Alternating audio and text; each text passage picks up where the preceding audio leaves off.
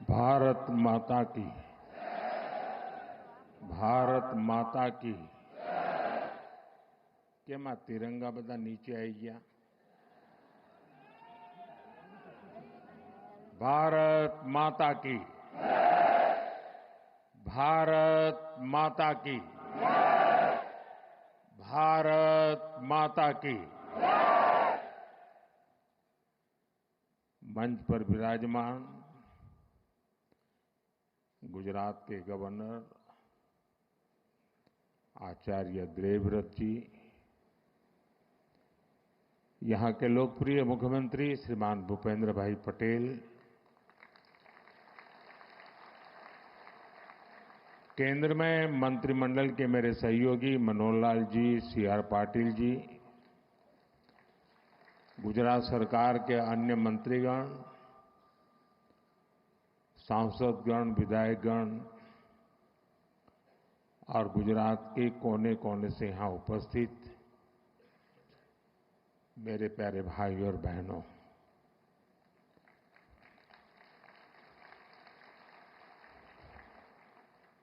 मैं 2 दिन से गुजरात में हूं।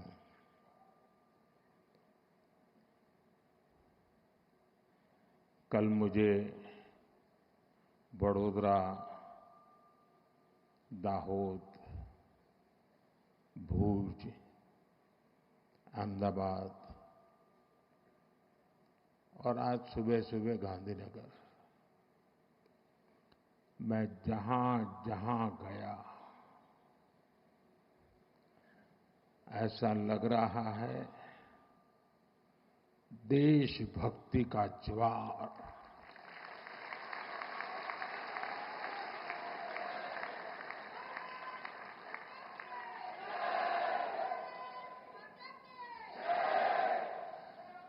गर्जना करता सिंदूरिया सागर,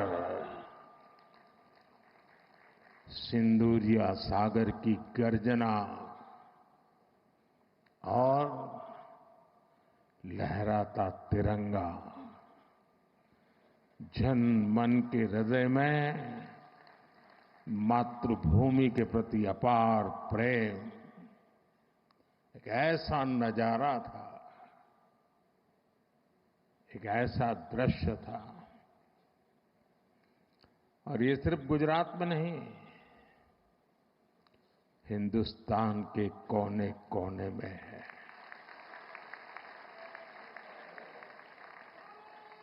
हर हिंदुस्तानी के दिल में है।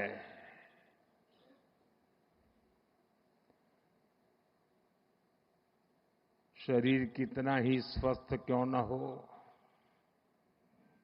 लेकिन अगर एक कांटा चुभता है तो पूरा शरीर परेशान रहता है। अब हमने तय कर लिया है उस कांटे को निकाल के रहेंगे।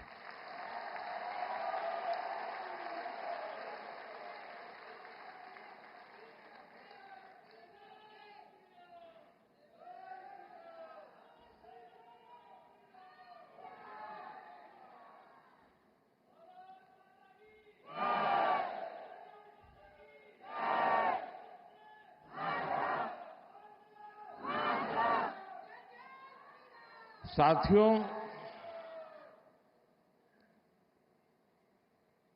1947 में जब मां भारती के टुकड़े हुए,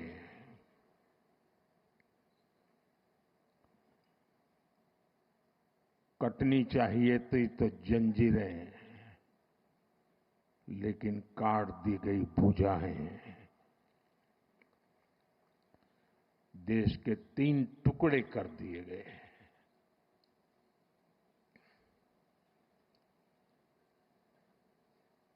और उसी रात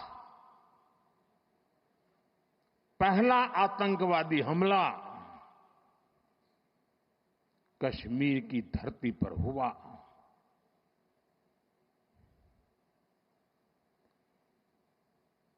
मां भारती का एक हिस्सा आतंकवादियों के बलबूते पर मुजाहिदों के नाम पर पाकिस्तान ने हड़प ले लिया।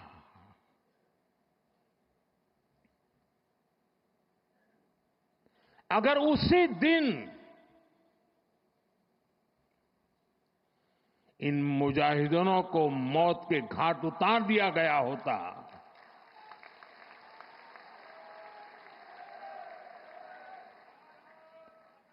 और सरदार पटेल की इच्छा थी कि पीओके वापस नहीं आता है तब तक सेना रुकनी नहीं चाहिए, लेकिन सरदार साहब की बात मानी नहीं गई और ये मुजाहिदीन जो लहू चख गए थे वो सिलसिला 75 साल से चला है। पहलगाम में भी उसी का विकृत रूप था। 75 साल तक हम जेलते रहे और पाकिस्तान के साथ जब युद्ध का नौबत आई, तीनों बार भारत की सैन्य शक्ति ने पाकिस्तान को धूल चटा दी।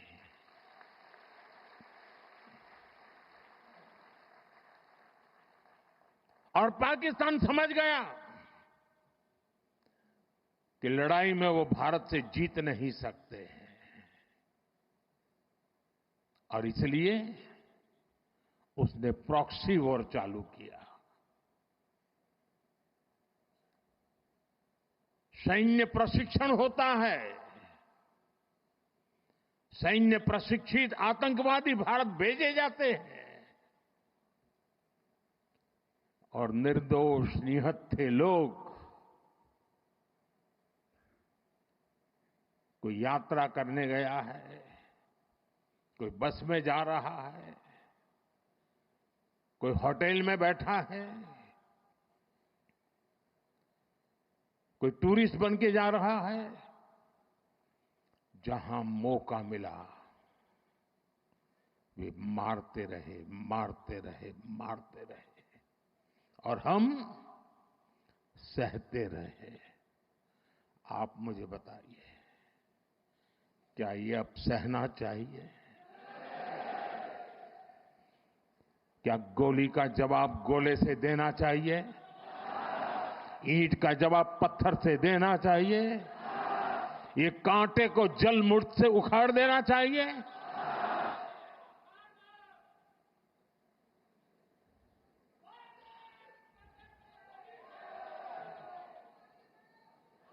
साथियों, ये देश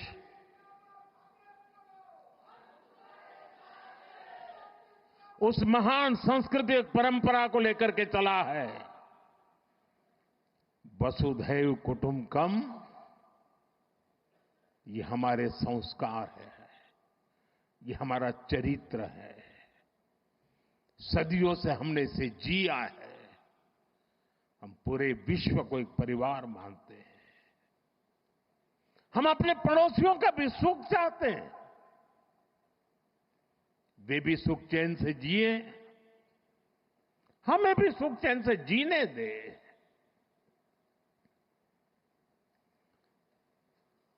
ये हमारा हजारों साल से चिंतन रहा है। लेकिन जब बार बार हमारे सामर्थ्य को ललकारा जाए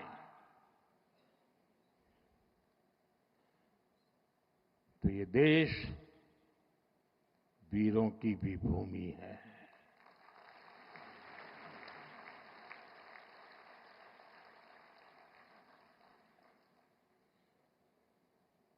आज तक जिसे हमें प्रॉक्सी वॉर कहते थे,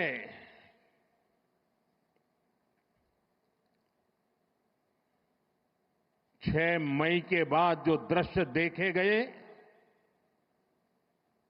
उसके बाद हम इसे प्रॉक्सी वॉर कहने की गलती नहीं कर सकते हैं। और इसका कारण है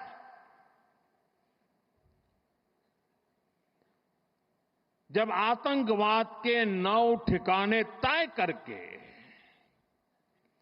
22 मिनट में, साथियों 22 मिनट में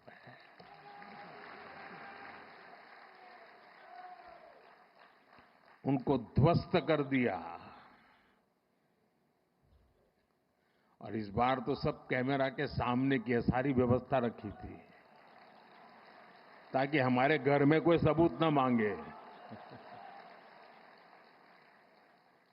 अब हमें सबूत नहीं देना पड़ रहा है, वो ऊपर वाला दे रहा है।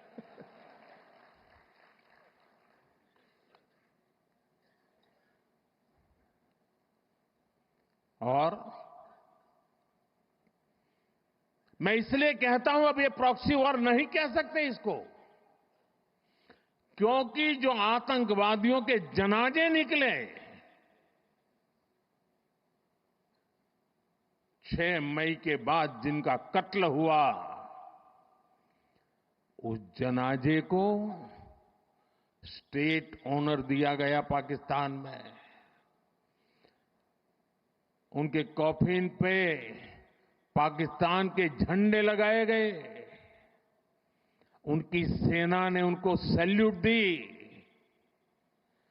ये सिद्ध करता है कि आतंकवादी गतिविधि ये प्रॉक्सी वॉर नहीं है, ये आपकी सोची समझी युद्ध की रणनीति है।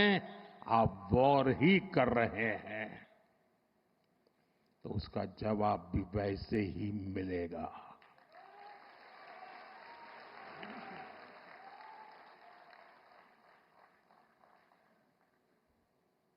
हम अपने काम में लगे थे, प्रगति के राह पे चले थे।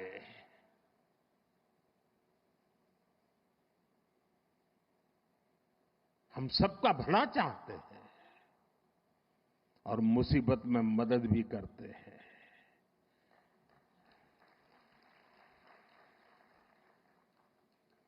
लेकिन बदले में खून की नदियां बहती है।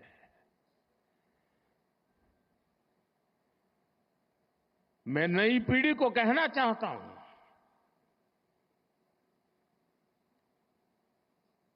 देश को कैसे बर्बाद किया गया है। 1960 में जो इंडस वाटर ट्रीटी हुई है, अगर उसकी बारीकी में जाएंगे तो आप चौंक जाएंगे। यहां तक तय हुआ है उसमें कि जो जम्मू कश्मीर की अन्य नदियों पर डैम बने हैं, उन डैम का सफाई का काम नहीं किया जाएगा, डिसिल्टिंग नहीं किया जाएगा, सफाई के लिए जो नीचे की तरफ गेट है वो नहीं खोले जाएंगे। 60 साल तक ये गेट नहीं खोले गए और जिसमें 100% पानी भरना चाहिए था, धीरे धीरे इसकी कैपेसिटी कम हो गई, 2%, 3% रह गया। क्या मेरे देशवासियों को पानी पर अधिकार नहीं है क्या? उनको उनके हक का पानी मिलना चाहिए, नहीं मिलना चाहिए क्या? और अभी तो मैंने कुछ ज्यादा किया नहीं है।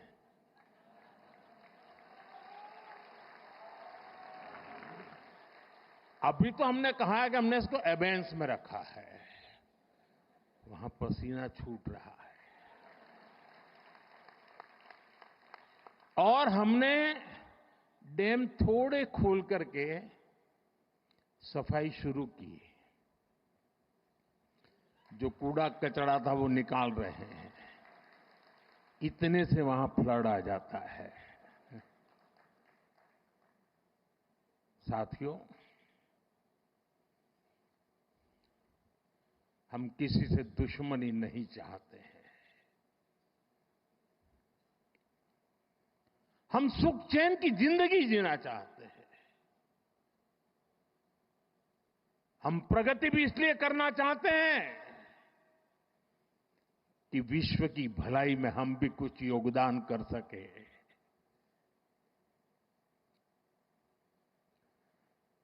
और इसीलिए हम एक निष्ठ भाव से कोटि कोटि भारतीयों के कल्याण के लिए प्रतिबद्धता के साथ काम कर रहे हैं। कल 26 मई था। 2014 में 26 मई मुझे पहली बार देश के प्रधानमंत्री के रूप में शपथ लेने का अवसर मिला। और तब भारत की इकोनॉमी दुनिया में 11 नंबर पर थे। हमने कोरोना से लड़ाई लड़ी, हमने पड़ोसियों से भी मुसीबतें झेली, हमने प्राकृतिक आपदा भी झेली। इन सब के बावजूद भी इतने कम समय में हम 11 नंबर की इकोनॉमी से 4 नंबर की इकोनॉमी पहुंच गए।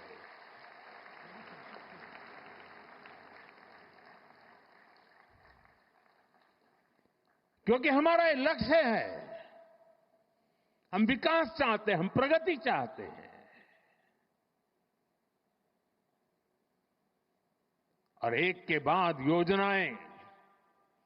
और साथियों, मैं गुजरात का ऋणी हूं। इस मिट्टी ने मुझे बड़ा किया है।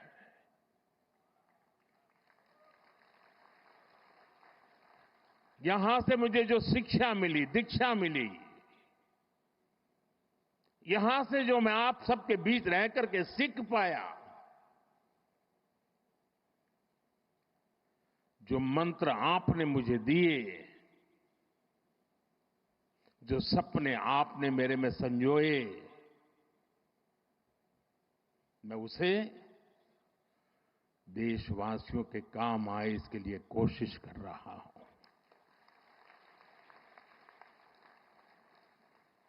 मुझे खुशी है कि आज गुजरात सरकार ने शहरी विकास वर्ष 2005 में इस कार्यक्रम को किया था, 20 वर्ष मनाने का।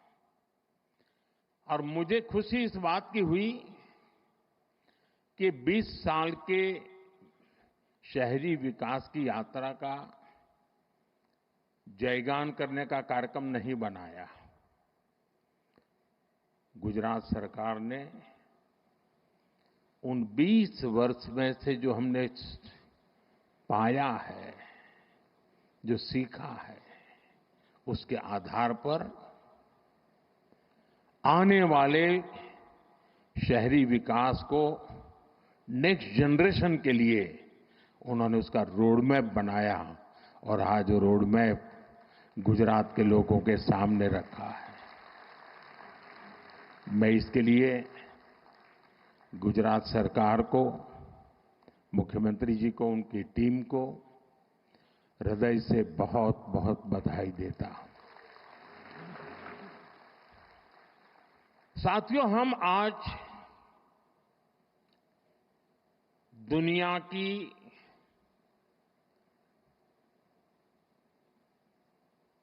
चौथी इकोनॉमी बने हैं। किसी को भी संतोष होगा कि अब जापान को भी पीछे छोड़ करके हम आगे निकल गए। और मुझे याद है, हम जब 6 से 5 बने थे तब देश में और ही उमंग था, बड़ा उत्साह था, खास करके नौजवानों में। और उसका कारण ये था कि 250 साल तक जिन्होंने हम पर राज किया था ना, उस यूके को पीछे छोड़ करके हम 5 बने थे। लेकिन अब 4 बनने का आनंद जितना होना चाहिए, उससे ज्यादा 3 कब बनोगे इसका दबाव बढ़ रहा है। अब देश इंतजार करने को तैयार नहीं है, और अगर कोई ने इंतजार करने के लिए कहा तो पीछे से नारा आता है, मोदी है तो मुमकिन है।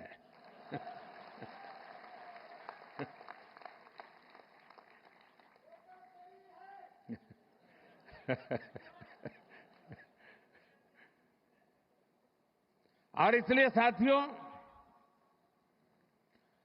एक तो हमारा लक्ष्य है 2047 हिंदुस्तान विकसित होना ही चाहिए, नो कॉम्प्रोमाइज। आजादी के 100 साल हम ऐसे ही नहीं बिताएंगे। आजादी के 100 साल ऐसे मनाएंगे कि दुनिया में विकसित भारत का झंडा फहरता होगा।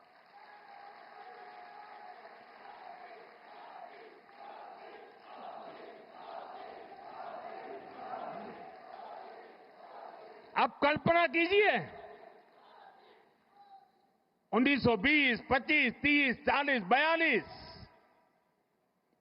उस कालखंड में चाहे भगत सिंह हो, सुखदेव हो, राजगुरु हो, नेताजी सुभाष बाबू हो, वीर सावरकर हो, श्यामजी कृष्ण वर्मा हो, महात्मा गांधी हो, सरदार पटेल हो, इन सब ने जो भाव पैदा किया था और देश के जन मन में आजादी की ललक न होती, आजादी के लिए जीने मरने की प्रतिबद्धता न होती, आजादी के लिए सहन करने की इच्छा शक्ति न होती, तो शायद 1947 में आजादी नहीं मिलती। ये इसलिए मिली कि उस समय जो 25-30 करोड़ आबादी थी, वे बलिदान के लिए तैयार हो चुकी थी। अगर 25-30 करोड़ लोग संकल्पबद्ध होकर के 20 साल 25 साल के भीतर भीतर अंग्रेजों को यहां से निकाल सकते हैं, तो आने वाले 25 साल में 140 करोड़ लोग विकसित भारत बना भी सकते हैं। दोस्तों,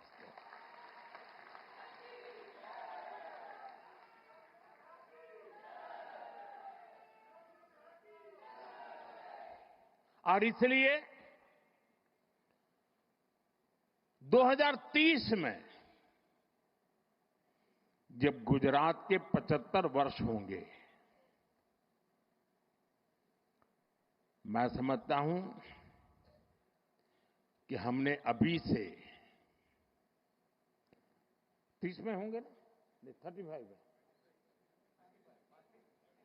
35 में जब गुजरात के 75 वर्ष होंगे, हमने अभी से नेक्स्ट 10 ईयर का पहले एक प्लान बनाना चाहिए कि जब गुजरात के 75 होंगे तब गुजरात यहां पहुंचेगा, उद्योग में यहां होगा, खेती में यहां होगा, शिक्षा में यहां होगा, खेलकूद में यहां होगा।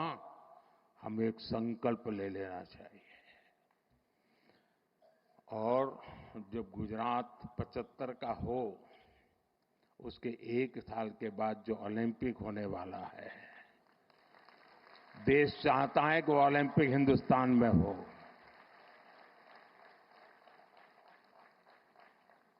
और इसलिए साथियों, जिस प्रकार से हमारा ये एक लक्ष्य है कि हम जब गुजरात के 75 साल हो जाए, और आप देखिए जब गुजरात बना उस समय के अखबार निकाल दीजिए, उस समय की चर्चाएं निकालिए, क्या चर्चा होती थी कि गुजरात महाराष्ट्र से अलग होकर क्या करेगा, गुजरात के पास क्या है,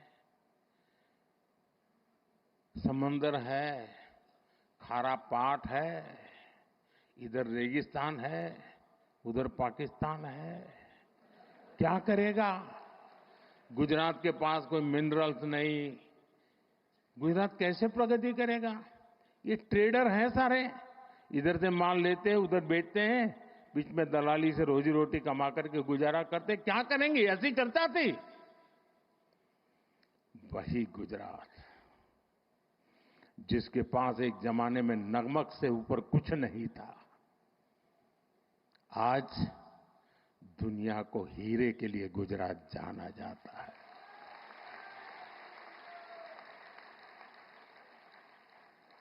कहां नमक, कहां हीरे, ये यात्रा हमने काटी है। और इसके पीछे सुविचारित रूप से प्रयास हुआ है,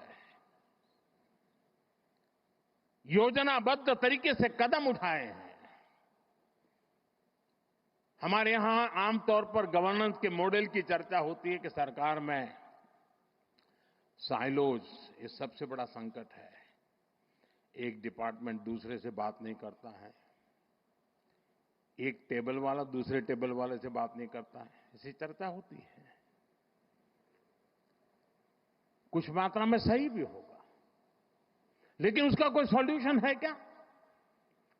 मैं आज आपको बैकग्राउंड बताता हूं।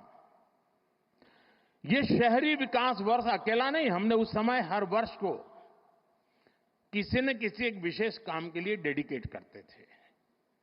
जैसे 2005 में शहरी विकास वर्ष मना गया। एक साल ऐसा था जब हमने कन्या शिक्षा के लिए डेडिकेट किया था। एक वर्ष ऐसा था जो हमने पूरा टूरिज्म के लिए डेडिकेट किया था। इसका मतलब ये नहीं कि बाकी सब काम बंद करते थे, लेकिन सरकार के सभी विभागों को उस वर्ष अगर फॉरेस्ट डिपार्टमेंट है तो उसको भी अर्बन डेवलपमेंट में वो कंट्रीब्यूट क्या कर सकता है, हेल्थ विभाग है तो अर्बन डेवलपमेंट ईयर में कंट्रीब्यूट क्या कर सकता है, जल संरक्षण मंत्रालय है तो वो अर्बन डेवलपमेंट में क्या कंट्रीब्यूट कर सकता है, टूरिज्म डिपार्टमेंट है तो वो अर्बन डेवलपमेंट में क्या कंट्रीब्यूट कर सकता है। यानी एक प्रकार से whole of the government approach, इस भूमिका से ये वर्ष मना। और आपको याद होगा जब हमने टूरिज्म ईयर बनाया तो पूरे राज्य में, उसके पहले गुजरात में टूरिज्म की कल्पना ही कोई नहीं कर सकता, विशेष प्रयास किया गया।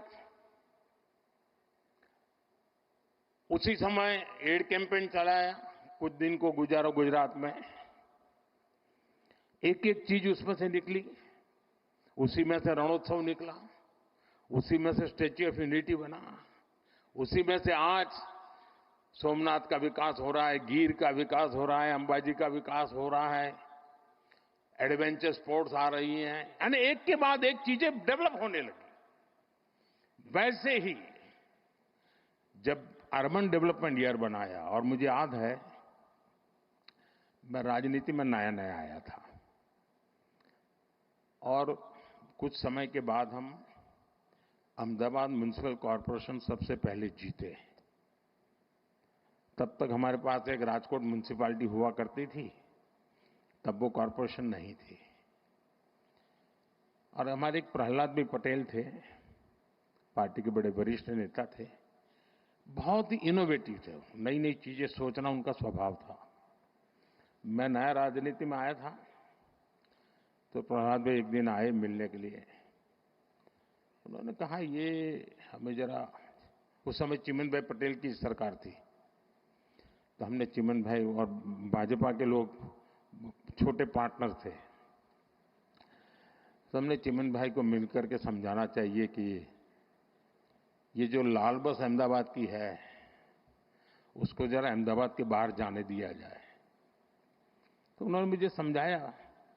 फिर मैं और प्रहलाद भाई चिमन भाई को मिलने गए। हमने बहुत माथापच्ची की। हमने कहा ये सोचने जैसा है कि ये लाल बस अहमदाबाद के बाहर गोरा, गुमा, लांभा, उधर नरोड़ा की तरफ आगे, देहगाम की तरफ, इधर कलोल की तरफ आगे, उधर साणंद की तरफ आगे, उसको जाने देना चाहिए, ट्रांसपोर्टेशन का विस्तार करना चाहिए। तो सरकार के जैसे सचिवों का स्वभाव रहता है, यहां बैठे हैं सारे, उस समय वाले तो रिटायर्ड हो गए हैं, एक बार एक कांग्रेसी नेता को पूछा गया था कि देश की समस्याओं का समाधान करना है तो 2 वाक्य में बताइए। कांग्रेस के एक नेता ने जवाब दिया था, वो मुझे आज भी अच्छा लगता है। ये कोई 40 साल पहले की बात है। उन्होंने कहा, देश में 2 चीजें होनी चाहिए। एक, पॉलिटिशियंस ना कहना सीखे और ब्यूरोक्रेट हाँ कहना सीखे। तो मुझे सारी समझ होगा, पॉलिटिशियन किसी को ना नहीं कहता और ब्यूरोक्रेट किसी को हाँ नहीं कहता।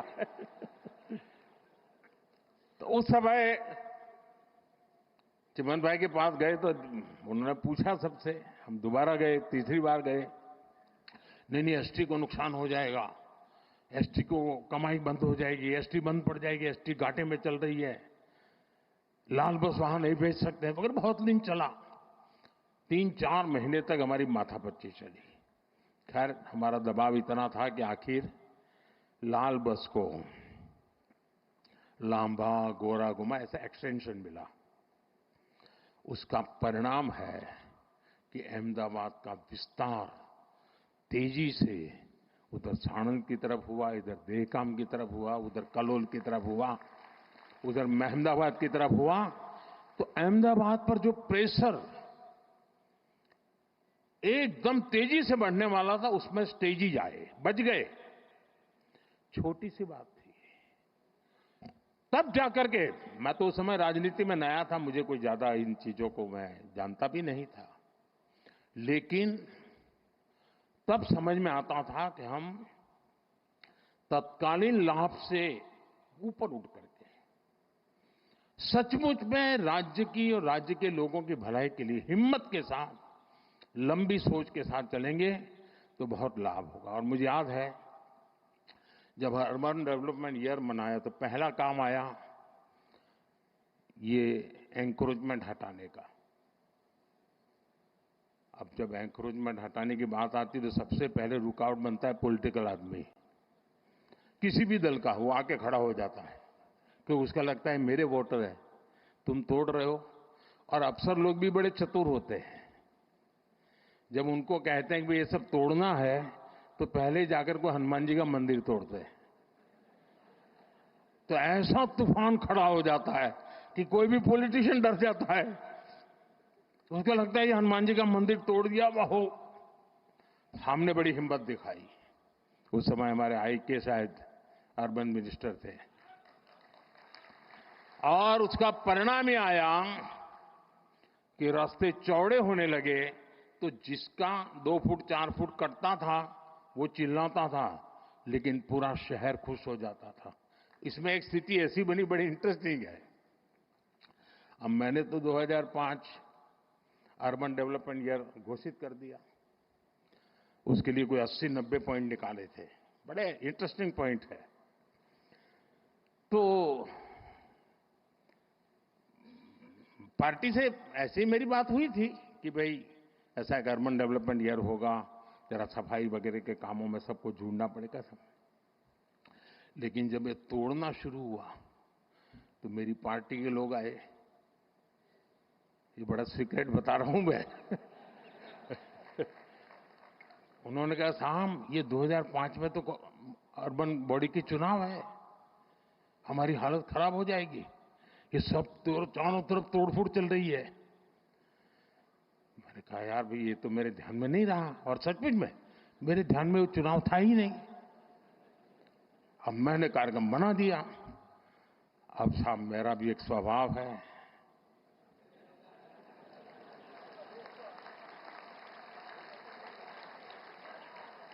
हम तो बचपन से पढ़ते आए हैं, डगलू भरू के ना हटबू। तो मैंने कहा, देखिए भाई आपकी चिंता सही है, लेकिन अब पीछे नहीं हट सकते। अब तो ये अर्बन डेवलपमेंट ईयर ये होगा, हार जाएंगे चुनाव क्या है, जो भी होगा। हम किसी का बुरा करना नहीं चाहते, लेकिन गुजरात में शहरों का रूप रंग बदलना बहुत जरूरी है। साथियों, हम लोग लगे रहे,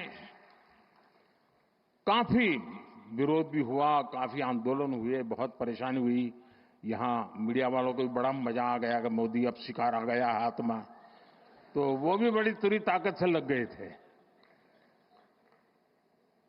और उसके बाद जब चुनाव हुआ, देखिए मैं राजनेताओं को कहता हूं, मैं देश भर के राजनेता मुझे सुनते हैं तो देखना कहनाता हूं, अगर आपने सदनिष्ठा से, ईमानदारी से लोगों की भलाई के लिए निर्णय करते हैं, तत्कालीन भले बुरा लगे लोग साथ चलते हैं। और उस समय जो चुनाव हुआ 90% विक्ट्री बीजेपी की हुई थी, 90%। यानी लोग जो मानते हैं कि जनता ये नहीं जाए, और मुझे याद है अभी ये जो यहां अटल ब्रिज बना है ना, तो मुझे ये साबरमती रिवर फ्रंट पे, तो पता नहीं क्यों मुझे उद्घाटन के लिए बुलाया था। कई कार्यक्रम थे तो मैंने कहा चलो भी हम भी देखने जाते, तो मैं जरा वो अटल ब्रिज पर टहलने गया, तो वहां मैंने देखा कुछ लोगों ने पान की पिचकारियां लगाई थी। अभी तो उद्घाटन होना था लेकिन कार्यक्रम हो गया था, तो मेरा दिमाग, मैंने कहा इस पर टिकट लगाओ। तो ये सारे लोग आ गए, साहब चुनाव है, उसके बाद चुनाव था, मुझे टिकट नहीं लगा सकते। मैंने कहा टिकट लगाओ वरना ये तुम्हारा अटल ब्रिज बेकार हो जाएगा। फिर मैं दिल्ली गया, मैंने दूसरे दिन फोन करके पूछा, मैंने कहा क्या हुआ टिकट लगाने का? एक दिन भी बिना टिकट नहीं चलना चाहिए। साथियों, खैर मेरा मान सम्मान रखते हैं सब लोग, आखिरकार हमारे लोगों ने ब्रिज पर टिकट लगा दिया। आज टिकट भी हुआ, चुनाव भी जीते दोस्तों, और वो अटल ब्रिज चल रहा है। मैंने कांकरिया का पुनर्निर्माण का कार्यक्रम लिया, उसको टिकट लगाया, तो कांग्रेस ने बड़ा आंदोलन किया, कोर्ट में चले गए। लेकिन वो छोटा सा प्रयास पूरे कांकरिया को बचा के रखा हुआ है, और आज समाज का हर वर्ग बड़े सुख चैन से वहां जाता है। कभी कभी राजनेताओं को बहुत छोटी चीजें डर जाते हैं। समाज विरोधी नहीं होता है, उसको समझाना होता है, वो सहयोग करता है और अच्छे परिणाम भी मिलते हैं। देखिए शहरी विकास की एक एक चीज इतनी बारीकी से बनाई गई और उसी का परिणाम था। और मैं आपको बताता हूं, ये जो अब मुझ पर दबाव बढ़ने वाला है, और ऑलरेडी शुरू हो गया कि मोदी ठीक है 4 नंबर तो पहुंच गए, बताओ 3 कब पहुंचोगे? इसकी एक जड़ी बूटी आपके पास है। अब जो हमारे ग्रोथ सेंटर हैं वो अर्बन एरियाज हैं। हमें अर्बन बॉडीज को इकोनॉमी के ग्रोथ सेंटर बनाने का प्लान करना होगा। अपने आप जनसंख्या के कारण वृद्धि होती चले, ऐसे शहर नहीं हो सकते हैं। शहर आर्थिक गतिविधि के तेज तर्रार केंद्र होने चाहिए। और अब तो हमने टियर 2, टियर 3 सिटी पे भी बल देना चाहिए, और वो इकोनॉमी एक्टिविटी के सेंटर बनने चाहिए। और मैं तो पूरे देश की नगरपालिका, महानगरपालिका के लोगों को कहना चाहूंगा, अर्बन बॉडी से जुड़े हुए सब लोगों से कहना चाहूंगा कि वे टारगेट करें कि 1 साल में उस नगर की इकोनॉमी कहां से कहां पहुंचाएंगे, वहां की अर्थव्यवस्था का कद कैसे बढ़ाएंगे, वहां जो चीजें मैन्युफैक्चर हो रही हैं उसमें क्वालिटी इंप्रूव कैसे करेंगे, वहां नए नए इकोनॉमिक एक्टिविटी के रास्ते कौन से खोलेंगे।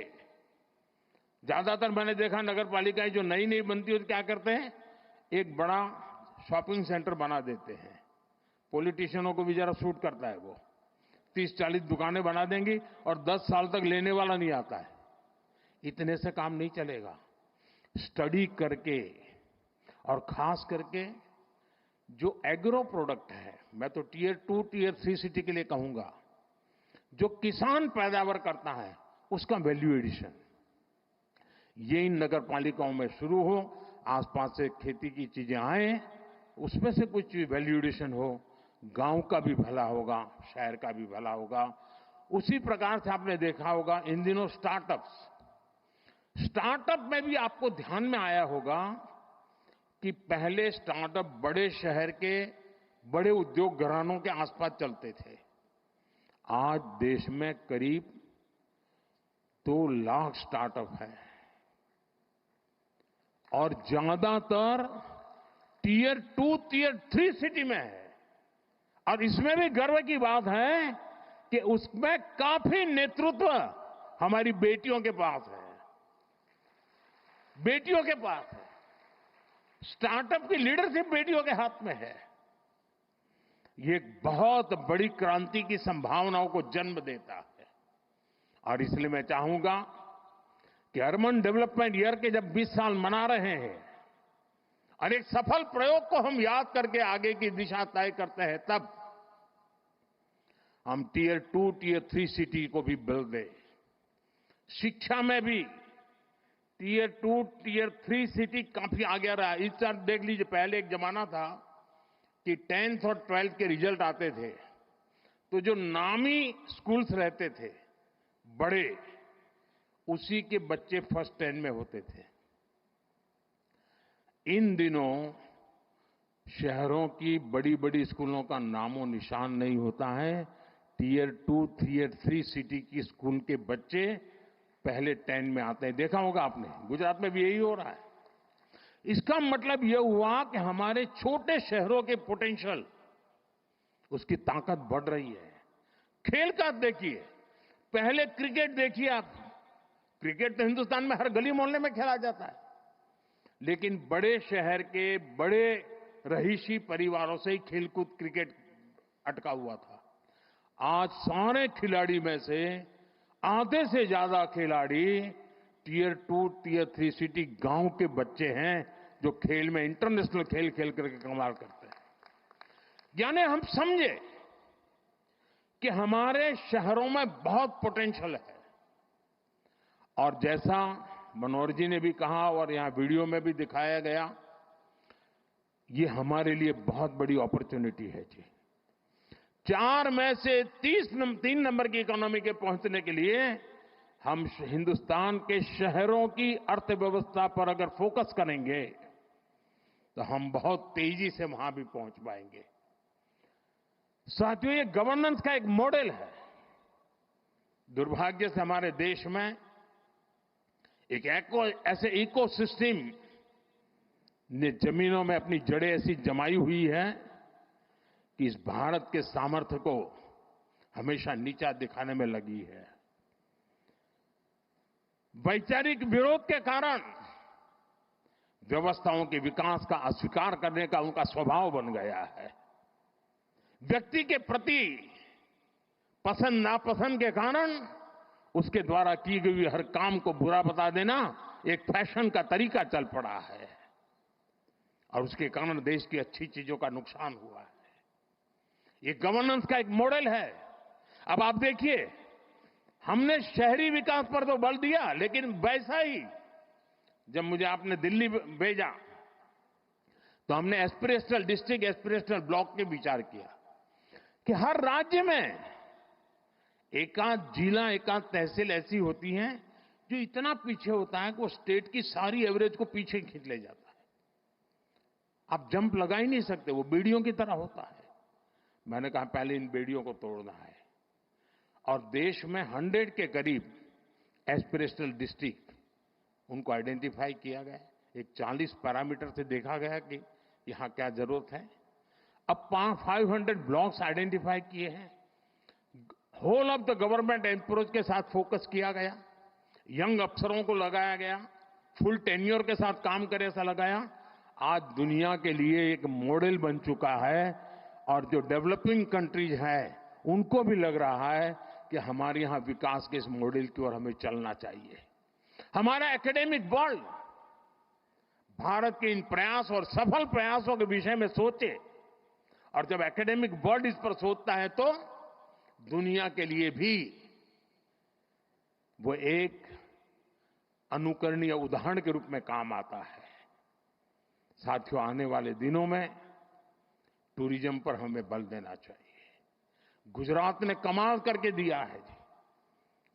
कोई सोच सकता है कच्छ के रेगिस्तान में जहां कोई जाने का नाम नहीं लेता था, वहां आज जाने के लिए बुकिंग नहीं मिलता है, बुकिंग नहीं मिलता है। चीजों को बदला जा सकता है। दुनिया का सबसे बड़ा ऊंचा स्टैच्यू, ये अपने आप में अद्भुत है। मुझे बताया गया कि वडनगर में जो म्यूजियम बना है, कल मुझे एक यूके के एक सज्जन मिले थे, उन्होंने कहा कि मैं वडनगर का म्यूजियम देखने गया। ये इंटरनेशनल लेवल में इतने ग्लोबल स्टैंडर्ड का वो म्यूजियम बना है, और भारत में काशी जैसे बहुत कम जगह हैं कि जो अविनाशी है, जो कभी भी मृतप्राय नहीं हुए, जहां हर पल जीवन रहा है, उसमें एक वडनगर है जिसमें 2800 साल तक के सबूत मिले। अभी हमारा काम है कि वो इंटरनेशनल टूरिस्ट मैप पर कैसे आए। हमारा लोथल, जहां हम एक म्यूजियम बना रहे हैं, मैरीटाइम म्यूजियम, 5000 साल पहले मैरीटाइम में दुनिया में हमारा डंका बजता था। धीरे धीरे हम भूल गए। लोथल उसका जीता जागता उदाहरण है। लोथल में दुनिया का सबसे बड़ा मैरीटाइम म्यूजियम बन रहा है। आप कल्पना कर सकते हैं कि इन चीजों का कितना लाभ होने वाला है। और इसलिए मैं कहता हूं, 2005 का हुए समय था जब पहली बार गिफ्ट सिटी के आइडिया को कंसीव किया गया। और मुझे याद है, शायद हमने इसका लॉन्चिंग टैगोर हॉल में किया था। तो उसके बड़े बड़े जो हमारे मन में डिजाइन थी, उसके चित्र लगाए थे। तो मेरे अपने ही लोग पूछ रहे थे, ये होगा? इतने बड़े बिल्डिंग टावर बनेंगे? मुझे बराबर याद है। यानी जब मैं उसका मैप वगैरह और उसका प्रेजेंटेशन दिखाता था केंद्र के कुछ नेताओं को, तो वो भी मुझे कह रहे भारत जैसे देश में क्या कर रहे हो तुम? मैं सुनता था। आज वो गिफ्ट सिटी, हिंदुस्तान का हर राज्य कह रहा है कि हमारे यहां भी एक गिफ्ट सिटी होना चाहिए। साथियों, एक बार कल्पना को करते हुए उसको जमीन पर, धरातल पर उतारने का अगर हम प्रयास करें तो कितने बड़े अच्छे परिणाम मिल सकते हैं, ये हम भली भांति देख रहे हैं। वही कालखंड था, रिवर फ्रंट को कंसीव किया। वही कालखंड था जब दुनिया का सबसे बड़ा स्टेडियम बनाने का सपना देखा, पूरा किया। वही कालखंड था दुनिया का सबसे ऊंचा स्टैच्यू बनाने के लिए सोचा, पूरा किया। भाइयों बहनों, एक बार हम मान के चले, हमारे देश में पोटेंशियल बहुत है, बहुत सामर्थ्य है। साथियों, मुझे पता नहीं क्यों निराशा जैसी चीज मेरे मन में आती ही नहीं है।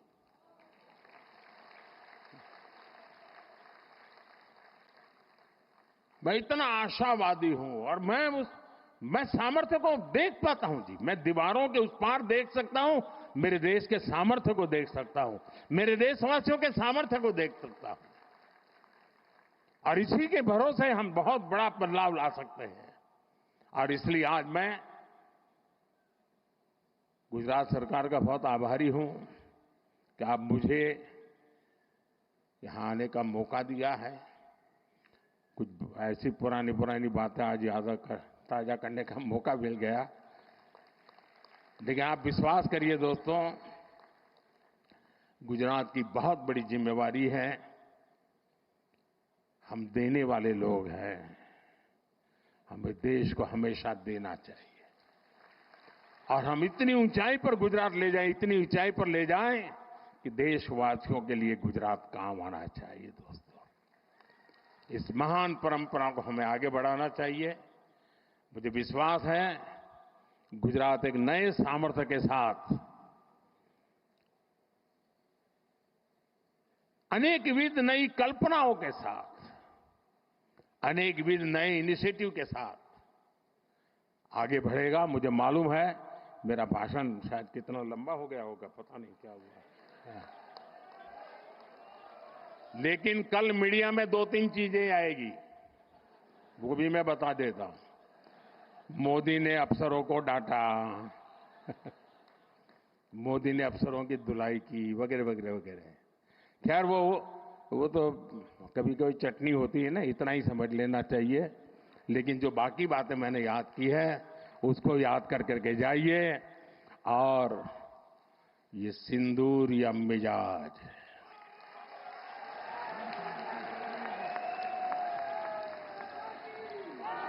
ये सिंदूरिया स्पिरिट, दोस्तों 6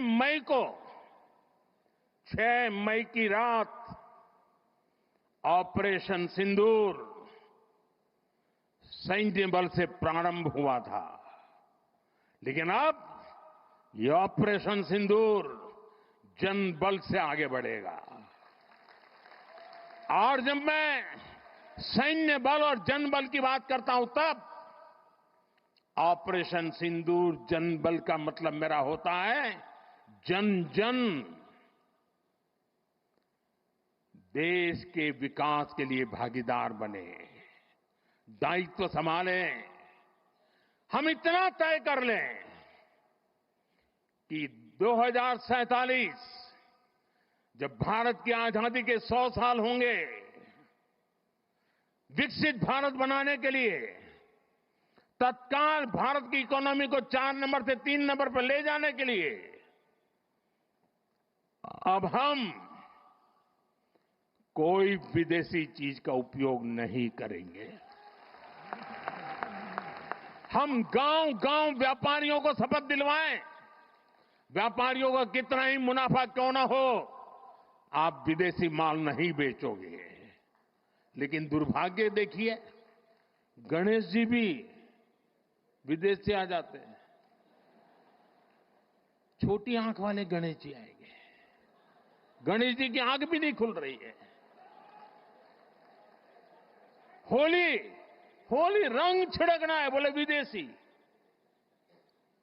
हमें पता था, आप भी अपने घर जाकर के सूची बनाना।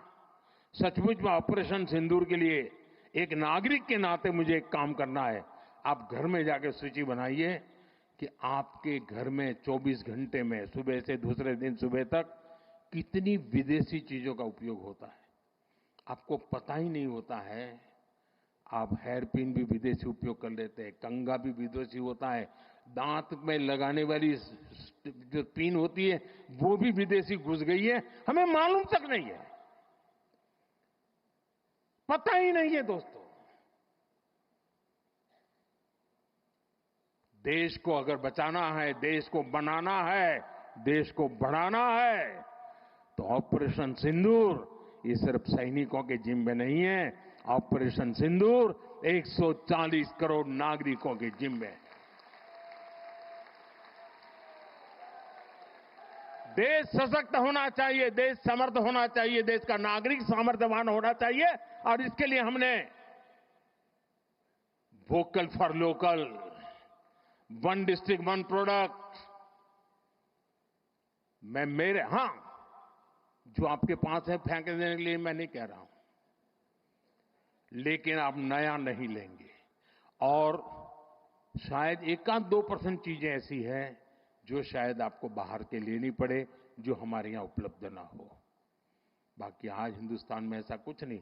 आपने देखा होगा, आज से पहले 25 साल 30 साल पहले विदेश से कोई आता था तो लोग लिस्ट भेजते थे कि ये ले आना, ये ले आना।